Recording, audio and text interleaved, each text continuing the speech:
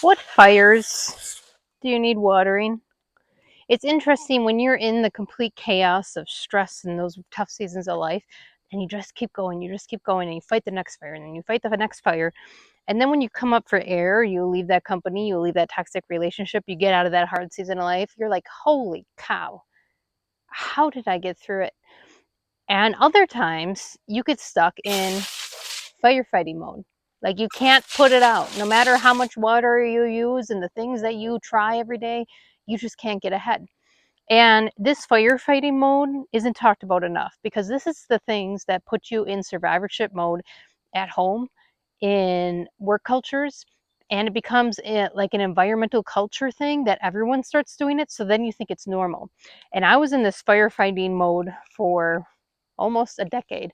And I thought we just like are so on top of it and we have such a great team that can handle anything and look at us adapt. But then I realized if these fires went away, if we put out these fires, we wouldn't know what to do with ourselves. That's firefighting mode. That's survivorship mode at the highest peak, that we have groomed ourselves to be firefighters that we actually don't know how to proactively plan, both at home and at work. And so in workforce energy management programs, when I ask that question, if I put out your fires, I come in here, I water all your fires down, what would you do? What would you be working on? What would you do with your time? And leaders can't answer that. And so then I'll ask something like, okay, at home, if I cleared your calendar out and you had nothing on the calendar, what would you do? You can't do projects. You can't do to-do lists. What would you do? And again, as individuals, it was hard to answer that question. So when we get stuck in the survivorship mode, it's important to know that the behaviors of firefighting are feeding it. And you get stuck then in reaction mode, that because you are in firefighting and just dealing with the biggest fire that's in front of you, that you just start reacting to anything and everything around you and you start to lose control of your days. So in some of the other videos that I have out here, like revenge procrastination, where you stay up too late, or always being in response mode, not even in control of your calendar, this is where it kind of all starts, these patterns of firefighting, right? You attack one problem here, you attack one problem there, you attack this problem today, and then the next day repeats.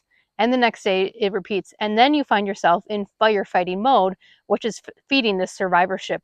And you're just reacting to the day versus proactively focusing with intent on things that matter most. And when you do that, guess what? The fires, they go away. But you have to give time and intentionality to putting out the big impact fires so that you can get back to focused and intentional days. Otherwise, you end up just grooming more firefighters and recruiting more firefighters and making an environment of firefighting. And then you get stuck in reaction mode. So if you ask yourself today, if I had nothing else to do at work, what would I be doing? And you can answer that, you're good, right? You just need to get control of this tough season. If you can't answer that, you are further into survivorship mode, always in reaction to your days than you think. And let me tell you, firefighting patterns are draining the energy.